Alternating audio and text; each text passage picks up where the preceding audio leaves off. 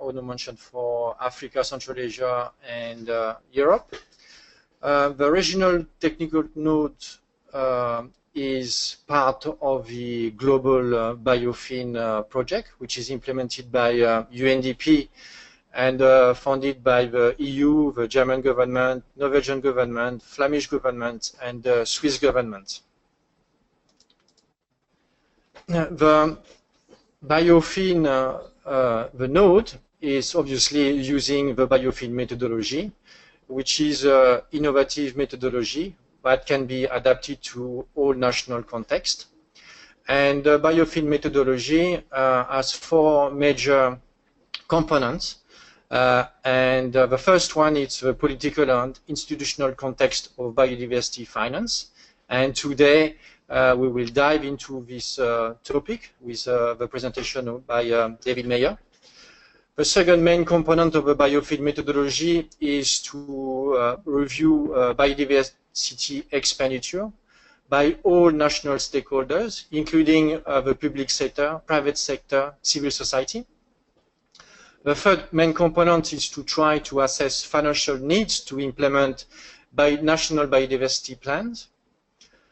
And the fourth one, it's the most critical one, is to try to identify finance solutions to be able to reduce the financial gap for biodiversity conservation and to be able to implement national biodiversity plans and targets. What is the objective of a CBD-BIOFIN regional nodes? The first objective is to provide to all countries access to knowledge and learning about the BIOFIN methodology and try to build a basic understanding of a BIOFIN methodology in all the different countries in the different regions of the world. As well, what is possible to do is to provide technical support into ongoing process of resource mobilization planning and analysis. By using the BIOFIN methodology, each country will be able to generate quality data on biodiversity expenditure, policy on institutional review, financial gap, and resource mobilization. All this data will be able to be used and provide information to the CBD Secretariat through the financial reporting framework. The regional node, it's a new initiative. It was only launched late last year in December 2016 at the COP in Mexico. There is almost 1 person available for each region. Regions are very large. There's 1 person, myself, for Africa, Central Asia, and Eastern Europe. There's another person who will just starting, will look after Central and South America, and the third person will cover Asia and South Pacific. We can offer different types of support. One, like today, is through participation in general webinar on BIOFIN methodology. 2 is to provide access to BIOFIN tool. We are in the process of developing a BIOFIN data management tool, which help country to better and quicker analyze all the data collected under the BIOFIN methodology. And we will provide access as well to e-learning curriculum. We have as well established a platform, knowledge platform, for sharing information and experiences between all countries participating in BIOFIN. We have as well we can as well prepare specific knowledge management product based on demands from countries. For example, on specific financial solution. And we can as well provide support to ongoing processes related to resource mobilization and analysis and planning. And we got as well the opportunity to go into countries, in some selected countries, where there is a specific need that we can address. But all the support is based on demand, so countries are invited to express their needs and to the BIOFIN Global Team and the CBD Secretariat. How can you be part of a regional node initiative? The National CBD Focal Point should send an email to the BIOFIN Global Team at the BIOFIN email address indicated on this slide, biofin@undp.org, or to the CBD Secretariat. More information is available on the BIOFIN website, biodiversityfinance.net, but as well on the CBD website, where already 2 notifications were sent to all national CBD focal points about the CBD-BIOFIN original note initiative. Thank you very much.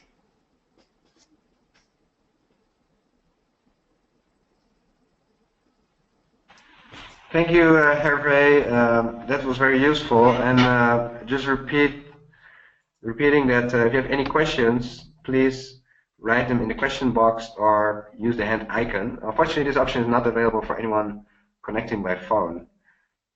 So I hope we can address your questions through other means. Let's move over to the next session. We are moving back to the CBD.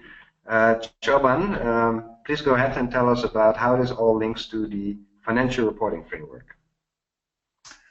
Thank you, Ono. Welcome, everyone. I will be talking about the links between BIOFIN and CBD. As Marcus, my colleague, has mentioned, we are very glad that the support is done between the 2 entities, and he will also participate later on. What we have to recall here is the let me go like this, is the targets for resource mobilization. This is basically the decision 12.3 that have been adopted, one of the main points that the countries have to take into consideration. Those are the main ones. This is mainly a repetition that you might have heard earlier. Some of them would be very familiar, like the doubling international biodiversity-related funding flows to developing countries, mainly for the OECD DAC members.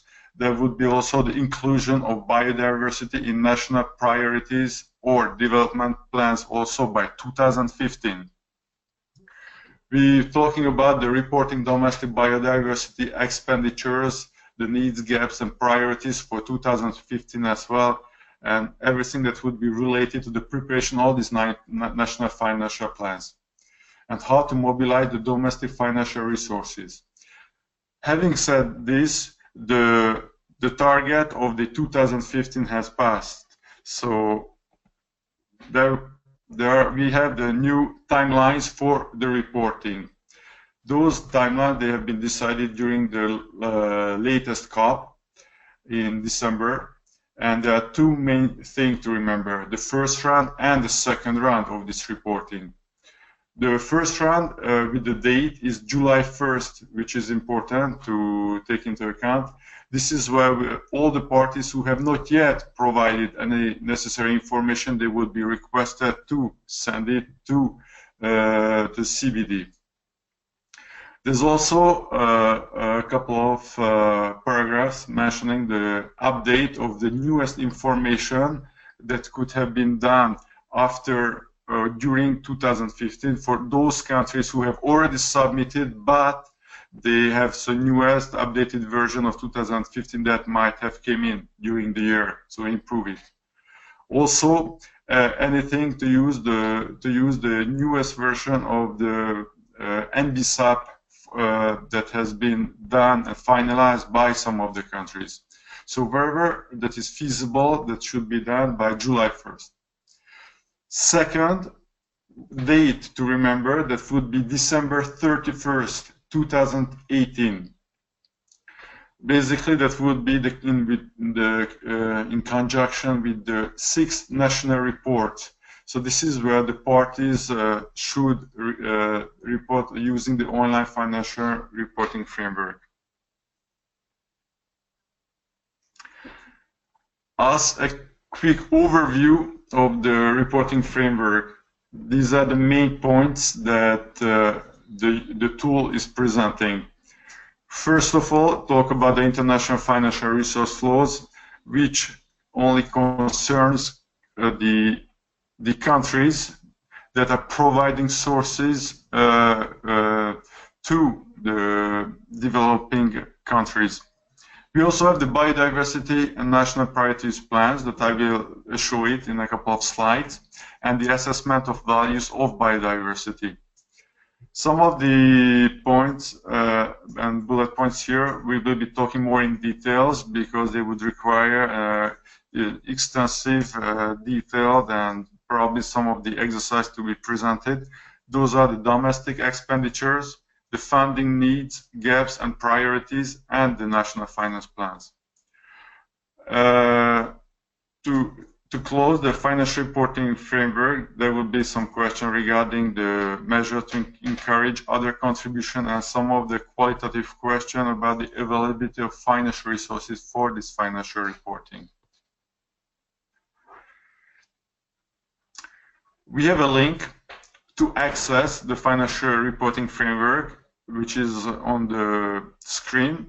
So, and also any technical related question, because we had some in the past that can be addressed to the financial reporting at cbd.int. We have IT colleagues, and anytime for login issues, access, they're always there to help you out.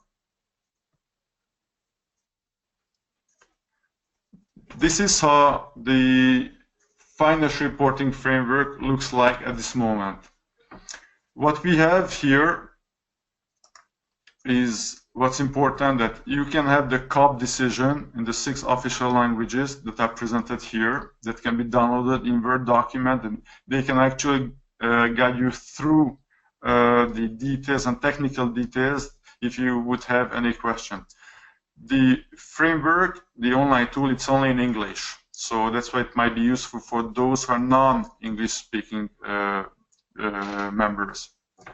Also, there is a report on the methodological guidance here that can be downloaded as well. This gives you some details and examples of other member countries, how they come up with some of the calculation.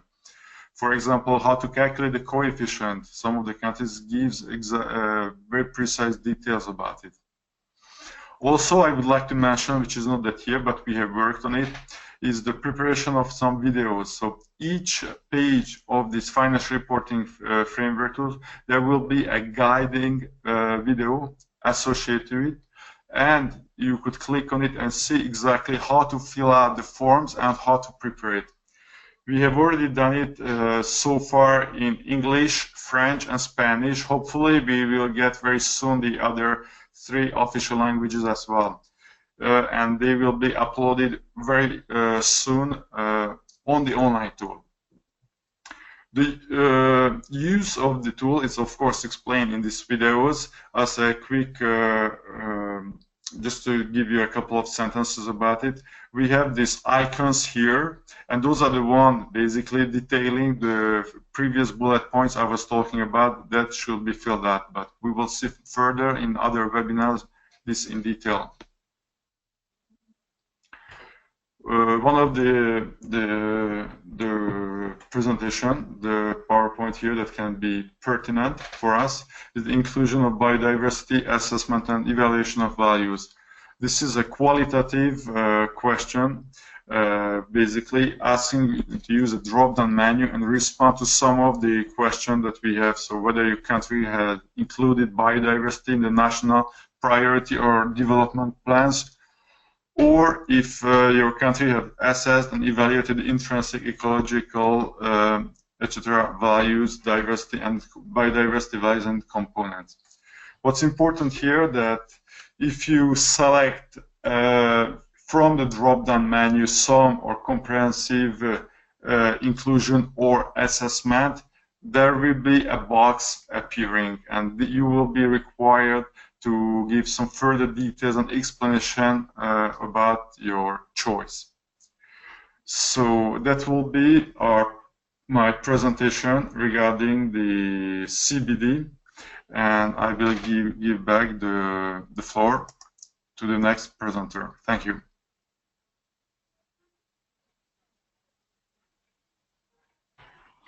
Thank you very much, Choban. And So just to add a little bit of clarification on the regional note. So if you have any questions on the financial reporting framework itself, still the best go-to person would be Choban from the CBD. He's the specialist on that, and of course our regional resource persons will help mainly with the methodology that you can use to produce all the data and analysis that can go eventually into the report. All right, now let's move over to the main course of this webinar. David Myers, our senior advisor, who's the lead developer of the BIOFIN methodology, is going to present about what are the main highlights of the policy and institutional review for biodiversity finance under the BIOFIN methodology. David, over to you. Thank you, Arno, and thank you everyone for providing the information on the CBD and on our regional nodes. I just want to start by saying that the full BIOFIN workbook is available on the website biodiversityfinance.net, and highly recommend that you go through and read the detailed presentation in the workbook, and I'll be referring to that as we go forward.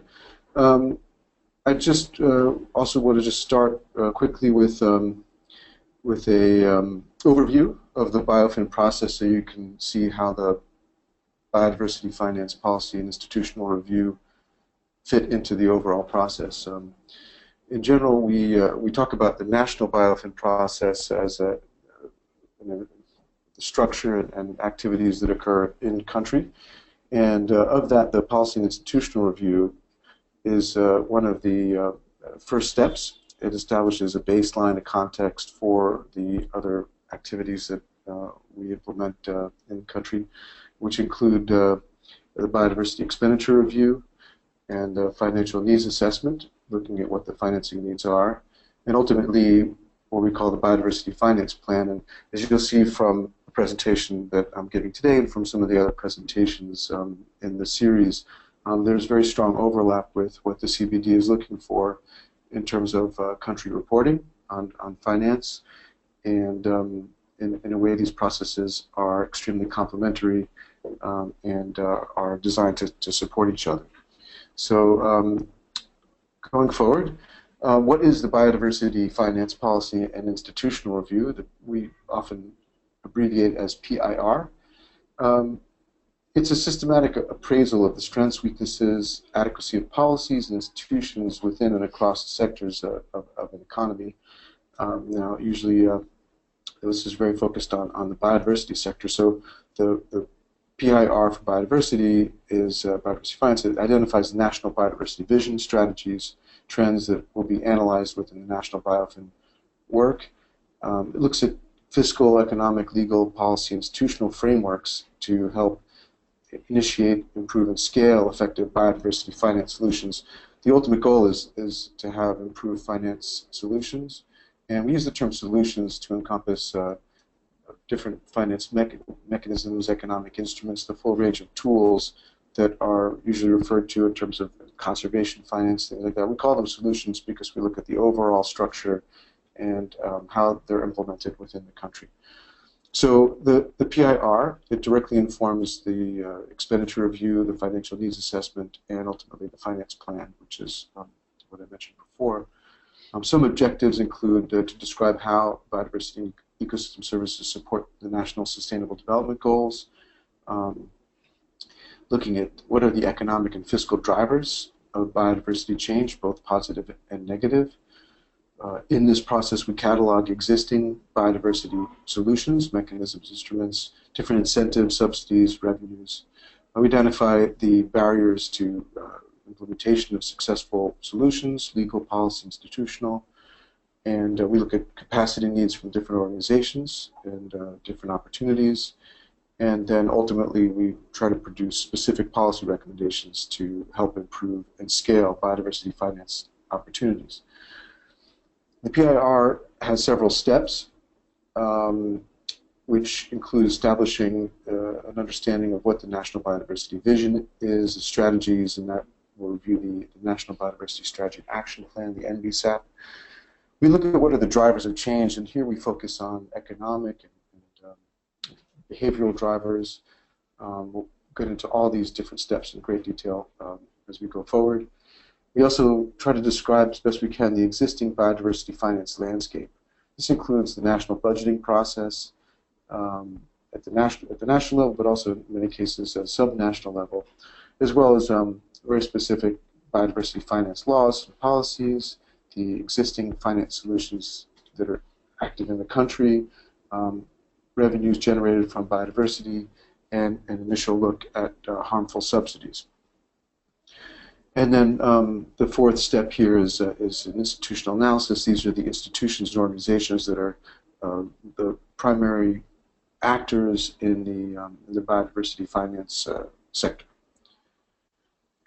So starting with preparations, which is step one, in the country we establish a PIR team that has both policy and finance skills. It's important to identify an oversight group. In many countries, this is a kind of steering committee to guide the process. It could be a working group that's already established. It's important also to identify who the owners of the document are, who's going to look to this document for insights and understanding, and who has a vested interest in it being informative. We develop a stakeholder consultation plan. We identify what the scope of the analysis is, because, of course, biodiversity touches on so many different elements. It's really important to focus and limit to certain areas, otherwise it could be overwhelming and not as useful as a focused report. And then we identify data sources and other sources of information.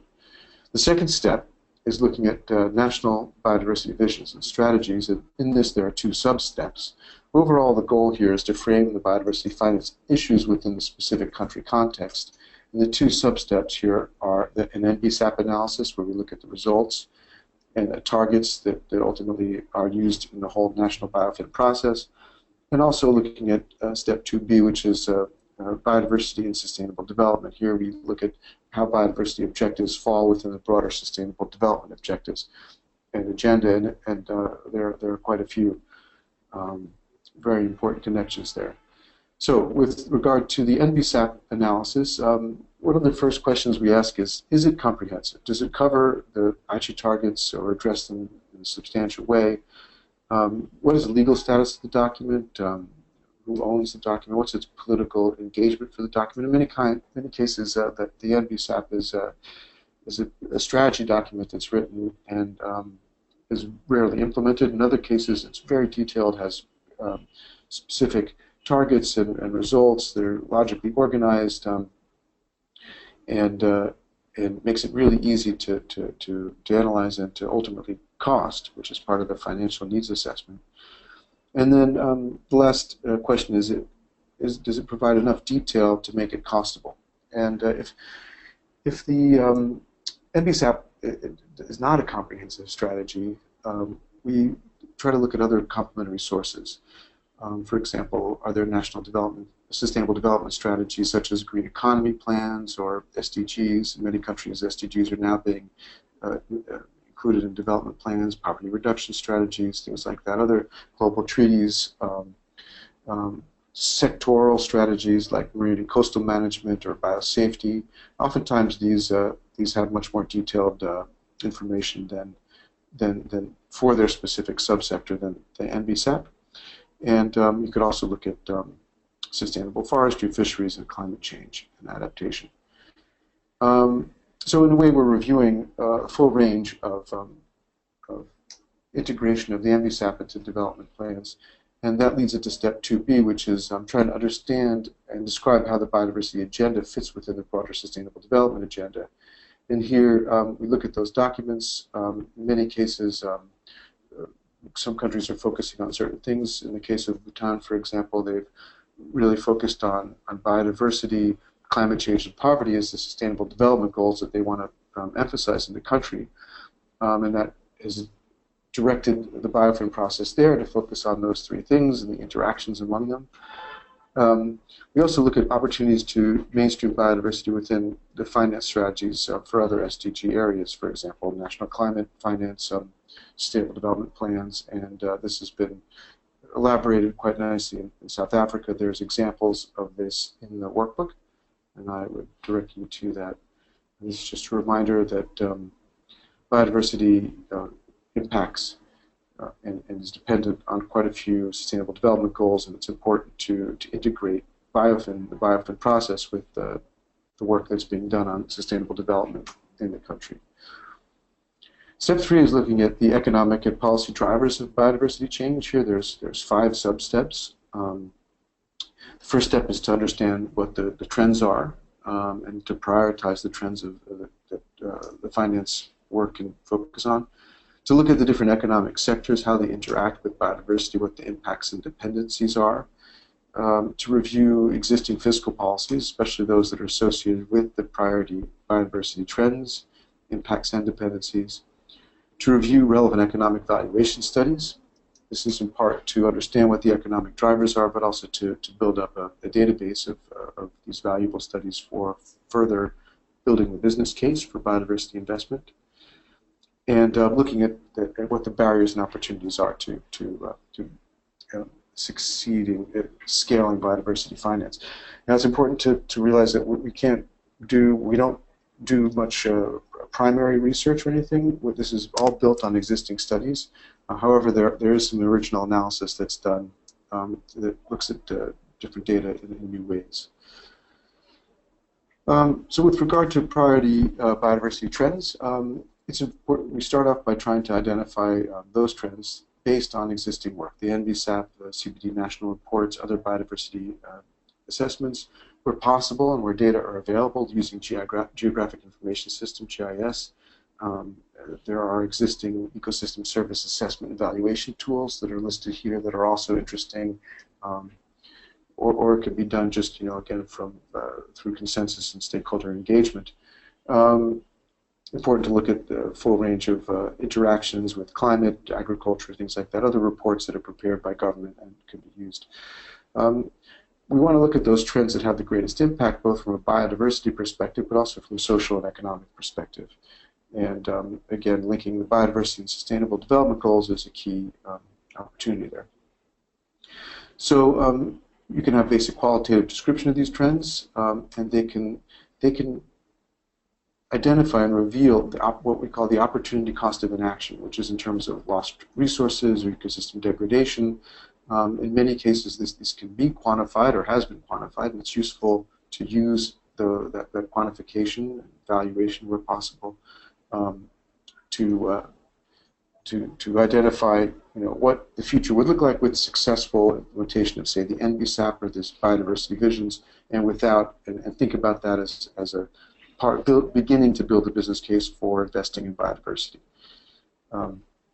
You can score, this is just an example, you could score different trends based on conservation importance, economic value, social value, or political importance, and then rank the outputs to develop your prioritization.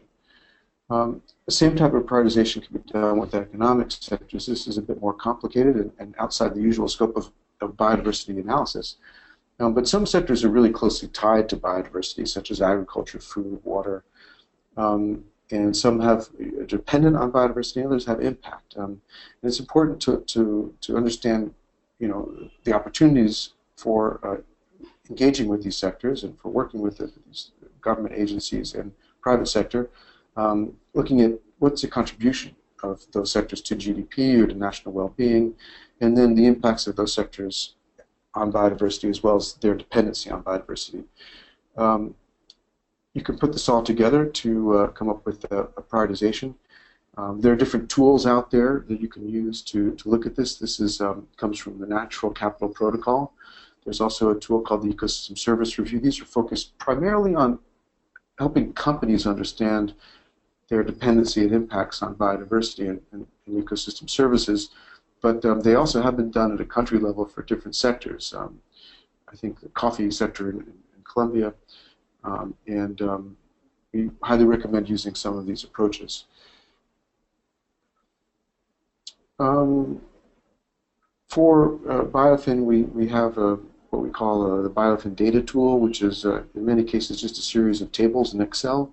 And for example, one table that's there would allow you to list each sector, the GDP, contribution, number of jobs in that sector, the associated priority biodiversity trends that are connected to that sector, the dependencies and impacts. And this just helps structure your thought, deciding which sectors you're going to work on. This prioritization is essential for looking at the expenditure review, where you want to really focus on certain sectors for understanding their financing with biodiversity. Step 3C looks at fiscal policies. Again, now we're starting to focus in on those priority sectors and trends, because looking at fiscal policies for the full range of where biodiversity impacts the economy is extremely difficult. So, but within those priority sectors and trends, look at where there's specialized tax regimes, there's subsidies, positive or negative with regard to biodiversity. Maybe there are quotas or other kind of trade support or control, and different budget support on those sectors. And so this is part of the analysis of fiscal policies. This is an engagement with public institutions, especially the Ministry of Finance, to understand what the necessary evidence are and where the data are. The PIR Step 3D looks at economic valuation studies to try to generate an inventory.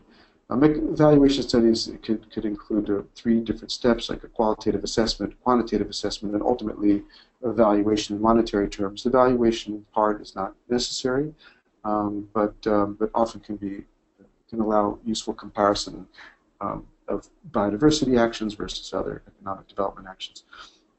Oftentimes, biodiversity and natural capital are undervalued in markets, and therefore inadequate expenditure is done on them. It's important to look at these economic valuation studies to highlight the importance of them. BIOFIN generally focuses on the cost side or the investment side, and so it's really important to just look at these studies as a potential benefit side to help make the case for both private and public investment. Again, gathering data on these economic evaluation studies can go into an Excel table. You would want to report various information on the studies that have been done, the sectors where there's impacts or dependencies, what's the baseline state of the environment and any kind of directional change, what valuation methodology or approach was used, what values were actually measured, what ecosystem services were measured, what was the main finding, and do those results suggest any opportunities for improving or enhancing biodiversity finance solutions? And the final step of 3 here is identifying what the barriers and opportunities for finance solutions are. Again, you review the priority sectors, impacts dependencies, the economic and fiscal drivers, and we really want to look at what the opportunities for change are. What are the incentives that are out there acting on the markets, acting on decision makers, that could be changed, that could leverage change to produce better biodiversity outcomes. And then also, what are the risks and barriers that are out there that limit the ability to scale different finance solutions and to change different activities. For example, we'll talk about subsidies. Subsidies are very difficult to change once they're put in place. There are other tools to think about. Generally, we encourage a systems approach where you look at the whole system, because oftentimes if you fix one incentive, you also often create another incentive that's counterproductive. A root cause analysis, what's also called a driver pressure state impact response framework, is also very useful. This is an example of a type of root cause analysis that was done in the Philippines, and it explores. You keep asking the question of why. You get habitat change, habitat destruction.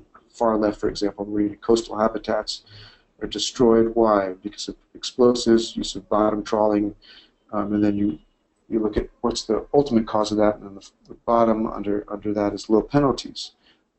The fines are too low, and so maybe increasing the fines is a finance solution that allows you to reduce the impact of the use of explosive and bottom trawling, for example. So this is kind of a root cause analysis. Okay, step 4, which is reviewing existing finance solutions, has different sub-steps. And here we start off by mapping the national and subnational budget process. We look at the laws and policies that affect biodiversity finance. We assess biodiversity-based revenue being generated. We look at potentially harmful biodiversity-harmful subsidies, and at the end we summarize the drivers and existing biodiversity finance solutions in the country. So mapping the national and subnational budgeting process is really essential because the national budgeting process is the main source of biodiversity financing in almost all countries. Over 60% of financing for biodiversity globally comes from national budgets. This is generated, in general by general taxation, goes into the national budget and is used to assure well-being of the population through sound environmental management, and that's the sort of biggest source of biodiversity financing. So it's important to get a handle on what those, how the budget formulation is done, what's the calendar at the national level, the roles of different government organizations, different levels, obviously national versus state approaches, who makes the budget decisions and when are they taken, and how could changes to different budgets be programmed and enacted, what's the timing, what's the approach, is it medium-term framework or is it long-term development strategies, is it annual budgeting, things like that. And who are the stakeholders and decision makers for budget preparation, legislation, parliament, things like that. There's a very good paper that's been recently released on financing protected area systems in Latin America, and they came up with different conclusions that the protected area systems, for example, budgets can be much better designed to convince decision makers in the Ministry of Environment and the Ministry of Finance to accept the budgets better. Oftentimes they're reduced. You can support the budgets with better data in terms of conservation results, cost comparisons, clarify financial needs, economic impacts, and results-based indicators. This is a large part of what BIOFIN does with its entire process. And they also found that site managers should be more engaged, and it's very important to pay attention to national budget formulation deadlines, which is not always the case.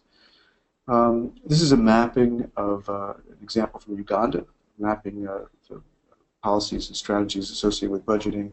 You can see that there's sectoral and national budgeting processes, there's long-term, medium, and short-term or annual budgeting, and it's important to understand the framework when you look at that. There's some additional guidance links here to UNDP UNEP. Excellent guidance on mainstreaming environment and climate for poverty reduction, and as well as IMF, and a link to the paper I just mentioned. Now, the second step here is looking at the laws and policies which affect biodiversity finance. Now, to review all the laws and policies, it's important to focus on those sectors that are most important, focus on the trends that are driving greatest change in biodiversity. But you want to include, budgeting process, existing finance solutions, subsidies, things like that. We're looking for opportunities to improve them. This will require consultations with government, civil society, and where possible, evaluate the policy framework from an economics or political science point of view. Assessing biodiversity revenue is something that we are encouraging countries to do. This is useful for a range of reasons. Part of it is understanding the fiscal value of biodiversity ecosystem services to governments, and but also identifying sources of financing generated from biodiversity that could potentially be used for biodiversity management. Looking at this requires us to look at government taxes or charges on natural resources, things like this. These are just examples. There's quite a number here, but it's important to pay attention to locally raised revenue, site-based sources that may not actually pass through a national government. In many cases, protected area fees are that way, and if we don't pay attention to them here, they may not get picked up on the expenditure review. So it's important to list them. Some other examples are including taxes, forestry fees and stumpage fees, fisheries, payments, royalties, things like that. Step 4D is looking at biodiversity-harmful subsidies. And as mentioned earlier, there will be a full webinar on subsidies, which is a very complicated and interesting area. Probably one of the top opportunities for improved management of biodiversity and decreased government expenditure on things that are negative. We want to try to understand what subsidies could be harmful to biodiversity and why, who benefits from the current subsidies, how much money is being spent with them, and what's the source of financing for these subsidies. This is quite a complex slide here, but we can look at financial transfers from the state to private or public entities. It's the sort of main classic definition of subsidies. But they could also include, direct subsidies or tax credits. So a waiver of taxes could also be a form of subsidies. There's two other levels of different subsidy types where government actions grant an advantage in the form of income or forgiven costs. These could be regulatory advantages or other things like that, non-application of regulations. And even the third level is where there's differences in market prices from marginal social cost of production.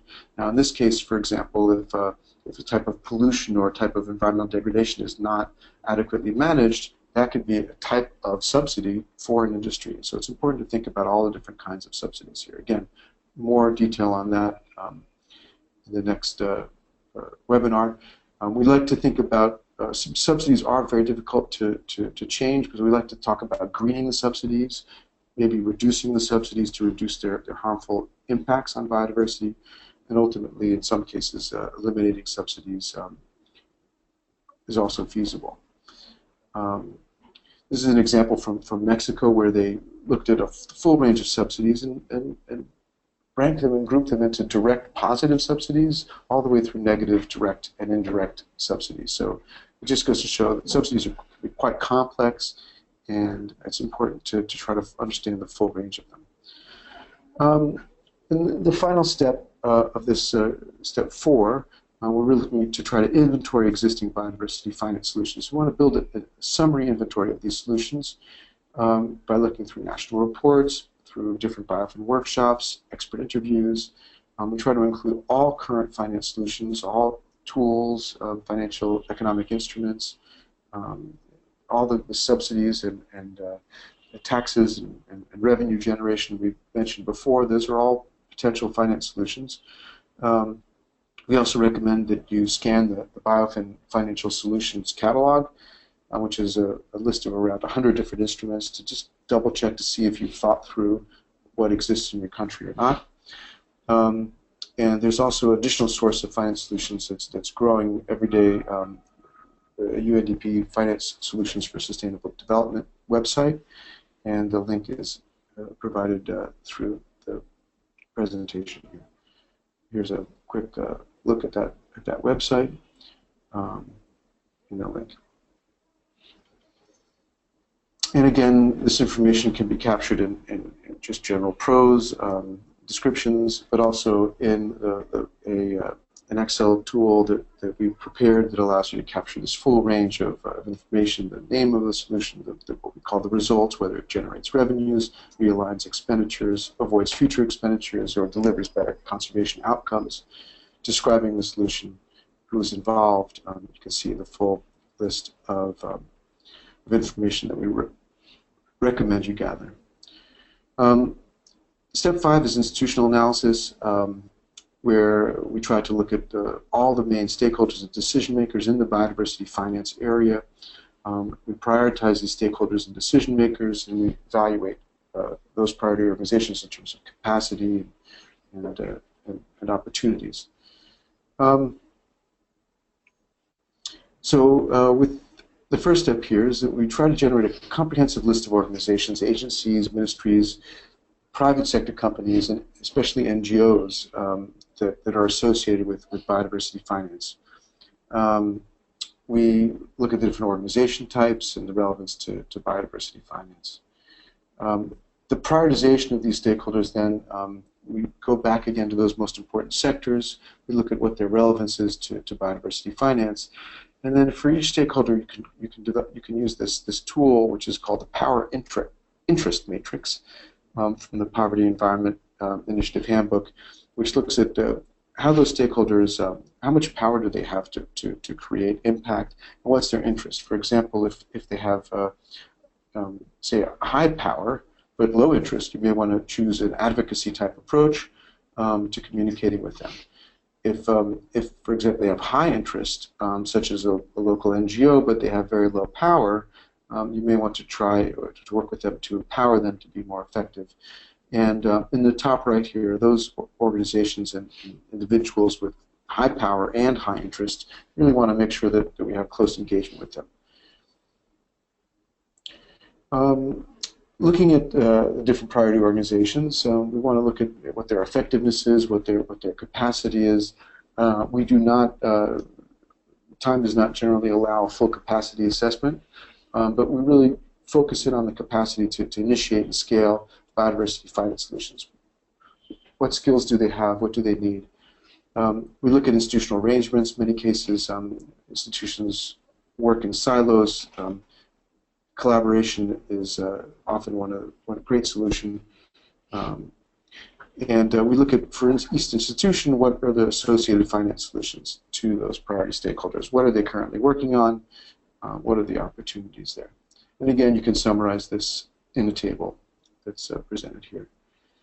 Finally, we want to summarize and communicate the results of the policy and institutional analysis to develop comprehensive and detailed conclusions and recommendations based on the analysis. We want to always validate the conclusions with stakeholders, prepare an analytical report, and we encourage also the preparation of policy brief with main conclusions and recommendations, and communicate these results and recommendations to your key target audience, your decision makers, different media outlets.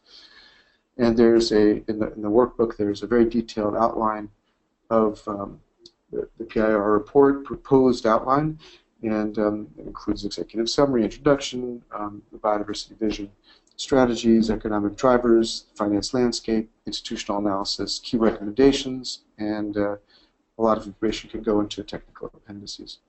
And with that, I apologize for the length and detail of the presentation, but I hope you found it informative, and we can now move back to Anno for questions. Thank you. Thank you, David. It was an